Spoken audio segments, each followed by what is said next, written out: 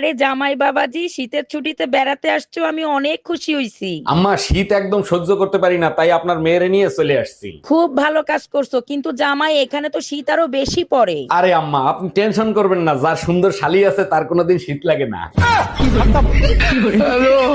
ও মা, কালকে না আমার দেখতে আসছিল। হ্যাঁ দেখতে তো আইছিল, না করে দিছি। কে না করছো কে? ওরা রাতের বেলা বিয়ে নিয়ে আবার চাইছে, ওই জন্য। তো রাতের বেলা আসলে সমস্যা কি? তোরা তো দিনের বেলায় ভালো করে দেখা যায় না, রাতের বেলা কেমনে দেখবো? এক স্বামী বউয়ের যন্ত্রণা সহ্য না করতে পেরে এই ঠান্ডা পানিতে ডুবে মরলো। মাইশের জামাই সময় পাইলেই বউর সাথে সুখ দুঃখের গল্প করে, আর আমার জামাই সময় পাইলেই মোবাইল নিয়ে পড়িয়ে থাকে। মেয়েরা দুনিয়াতে শুধু থাল বাসন ধুইতে আসে নাই, কোনো না কোনো কারণ তো আছেই। কারণ একটাই, হেইডা হইলো তোকে মাথার উপর উঠে তাণ্ডব করার জন্য। আচ্ছা আম্মা, আমার জন্ম হয়েছিল কবে সেটা কি আপনার মনে আছে? তোর নানা মারা গেছে, তার 1 মাস পরে তোর জন্ম হয়েছিল। ও আচ্ছা, তা আজ পর্যন্ত আপনি কি কোনোদিন আমার জন্মদিন পালন করছেন? অবশ্যই জন্মদিন পালন করতাম, কিন্তু বাবা তুই তো রাতে হইছিলি। মায়া, যে শীত পড়ছে এই শীতে মনে হয় তুমিও আমারে বাঁচাতে পারবা না। আচ্ছা শোনো না, ছেলেরা মরলে তো ভূত হয় আর মেয়েরা মরলে তো পেতনি হয়, তাই না? অস্বাভাবিক মৃত্যু হইলে ভূত আর পেতনি হয়, কেন কি সমস্যা? তাইলে তুমি ওয়াদা করো, মরার পরে তুমি কোনো পেতনির দিকে তাকাবা না। আচ্ছা, আমি যখন জন্ম হয়েছি তখন তো তুমি হাঁটতে পারতো, তাই না? হ্যাঁ, বয়স অনুযায়ী তো আমি হাঁটতে পারতাম তখন। তাহলে তুমি আমার হাসপাতালে দেখতে আসো নাই কেন? অন্য মেয়ে নিয়ে ঘুরতেছিলে তখন, তাই না?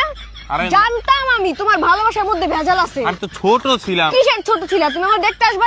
দেখো, তোমার যদি আমাকে ভালো না লাগে তাহলে সরাসরি বলে দাও। সরাসরি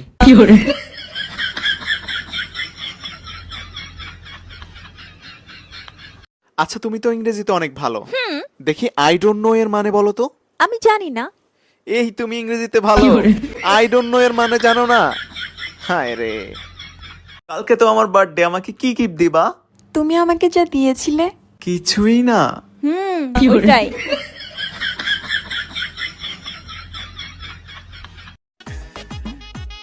শোনা, চলো আজকে আমরা পার্ক থেকে ঘুরে আসি।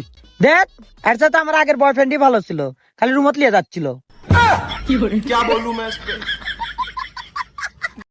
আচ্ছা মায়া, তুমি যে কথায় কথায় আমারে গালিগালাজ করো, স্বামীরে গালিগালাজ করলে যে পাপ হয় সেটা কি তুমি জানো? স্বামীর আদেশ মেনে চলাটা যদি পাপ হয়, তাহলে সেই পাপ আমি করতে রাজি আছি। স্বামীর আদেশ? আমি কখন বললাম যে আমারে তুমি গালিগালাজ করো? তুমিই তো বলছো দুনিয়ার সাথে লড়াই করে জিততে হবে, মায়ের সাথে প্রয়োজন হলে গালি দিতে হবে। তুমিই তো আমার দুনিয়া, শোনা।